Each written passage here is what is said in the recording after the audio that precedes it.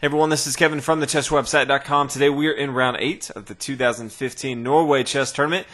Been an epic tournament so far. 10 of the top players in the world competing against each other. We've seen the champion just get demolished. We've seen other competitors step up their game so far. 2 of those players we're going to be watching today. White's going to be played by Anish Giri, 20-year-old Grandmaster superstar. He's just been doing phenomenal so far, especially for so young. He's going to be a force to be reckoned with for many, many years to come.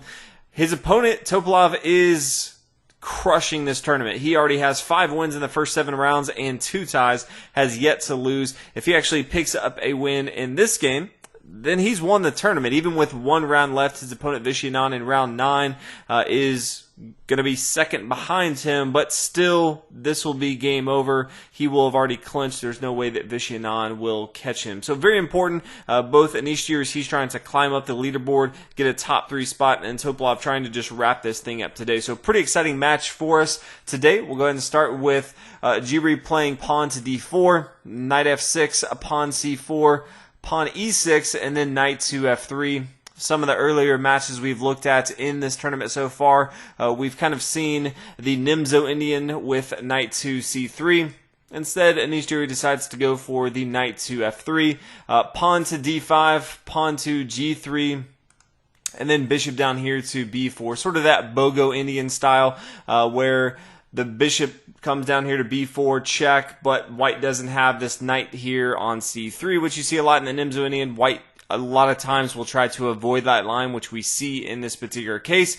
And then we continue from here. White has a few options, but really the only option you ever see is bishop to d2. There's no real need to play knight to c3 since that's kind of what white's avoided in this spot. Doesn't want to have that double pawn here on the c file. And if you played knight here to d2, this just kind of hampers the development of your dark square bishop right here.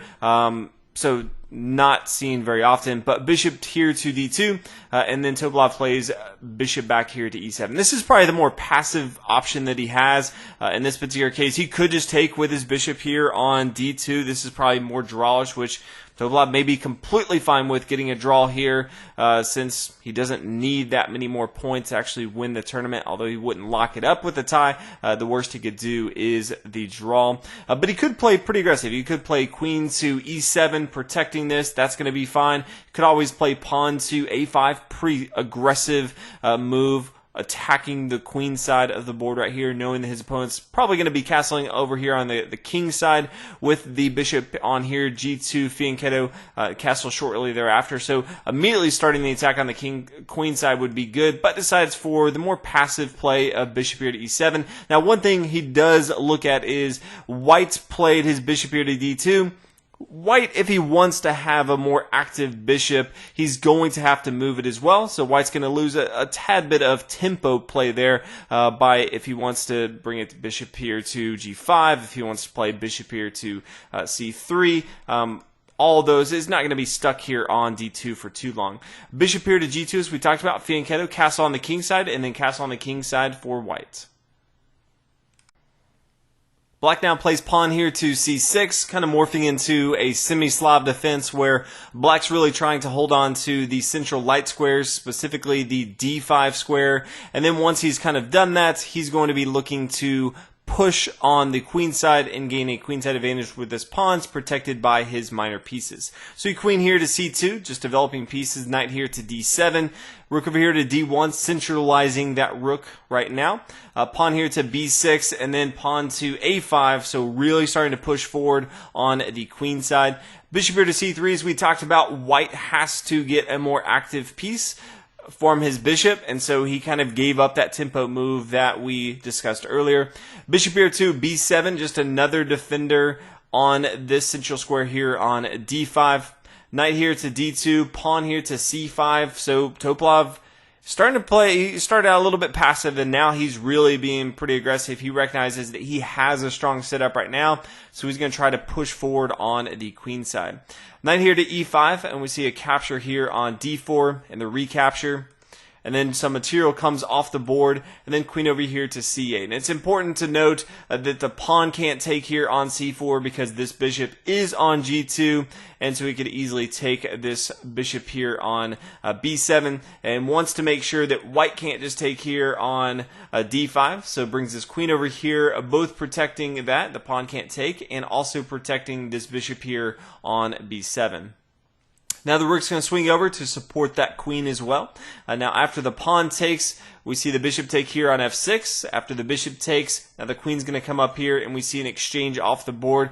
So both sides deciding that they're just going to kind of exchange down to the later stages of the middle game, going into the end game, which, my opinion, probably favors Topalov a lot more, just because any points that he can get, whether it's half a point for a tie or a full point for a win, is going to be gravy for him. So Anish Giri probably needs to play a little bit different style, in my opinion, if he wants to try to get that win, try to move up the leaderboard. After the king takes, we see the queen come here to a b7 check, and then queen over here to e4. Pretty interesting for me not to see the queen take here on e4. I thought black definitely was going to exchange right here, but decides to go and bring his rook over here to b8, and he could have brought his rook here to b8 as well. He didn't have to do that, but he decided to go ahead and get his rook over here from f8 involved into the action.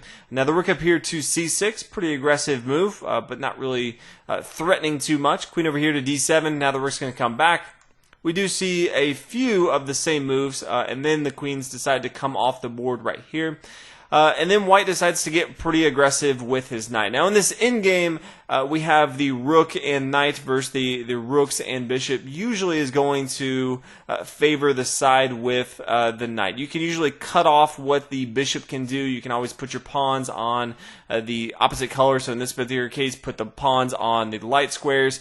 This knight can be very, very problematic, especially if they can keep everything on one side of the board. That's going to favor white. So going into the endgame, Anish Giri definitely has a small advantage here with a very centralized knight, and he does have control of both the C and the D file, where Topalov over here, his rook on A and B file aren't really controlling anything. They're playing somewhat defensive. So small advantage. We'll see kind of how that plays out going into the endgame. Black now brings his bishop back here to e7, knight to d6. Could at any time, Topalov could just exchange off material, decides not to. He wants to kind of go for that win. Now the knight's just going to bounce around, attacking this pawn over here on b6. And then there's an exchange off the board. Just simplify things a little bit more. Pawn here to b5, a knight here to e5. As you can see, it's kind of a pain just to have to worry about this knight because he can bounce over everywhere so easily. Now knight up here to d7, attacking the bishop. Rook over here to c1. After the exchange right here, the bishop to e7. Rook over here to c7. And this is where you want your rook. You want it attacking the 7th rank if you're white. If you're black, you want to bring it down here to the 2nd rank right here. So very aggressive spot from white. Can always bring his rook over here to b7, attacking the pawn. If this rook were to move, you always have the threat of rook here to c8. That's going to be extremely bad, especially with we have the knight here protecting the square here on f8. That would be a quick checkmate, so black has to worry about that. So you can see black's definitely playing a defensive game right here. His pieces are not super active. They're just trying to hold on so that Anish Giri doesn't have an advantage going into the later stages of the endgame. Pawn here to g4 is a pretty creative move, I think, from Anish Giri. He recognizes that he needs to go ahead and attack on the king side. He has the queen side kind of locked up as far as attacking. His opponent can't do much besides defend on the queen side. So what better than to go ahead and put more pressure on the king side, knowing that his opponent can't defend everything. Now pawn here to h5 and taking. Now you may say, well, that's kind of weird. Black just straight up gave up material, and he did, but it's going to be fairly easy for him to get that material back. Once he gets his king involved into the action, he can bring his king down here. Once he takes that, he'll have a central king, and that's going to be fairly easy for him to get a hold of. He can also get his other pieces if he needs to. Help as well, if the king tries to start marching up the board as well. But pawn up here to b4, giving that material back for a more active knight. This knight is just going to be very, very troublesome for black, so it's attacking this pawn here on f7. Now after the rook to d5, we see the knight take up here on f7, and then the rook can just swing over here to h5, another way for black to gobble that material back. Pawn here to f4, pushing forward, king to g6. And then this pesky little knight right here has the outpost from this pawn here on f4, so using all the material very, very nicely. These pawns and the knight just working so well together. Now the knight coming back here to f7. Now to e5 again, so we have a twofold repetition. If we were to repeat this one more time, it would be a tie game. Anish Giri, sensing that he has the upper hand, does not want to tie this game, so plays knight back here to f3.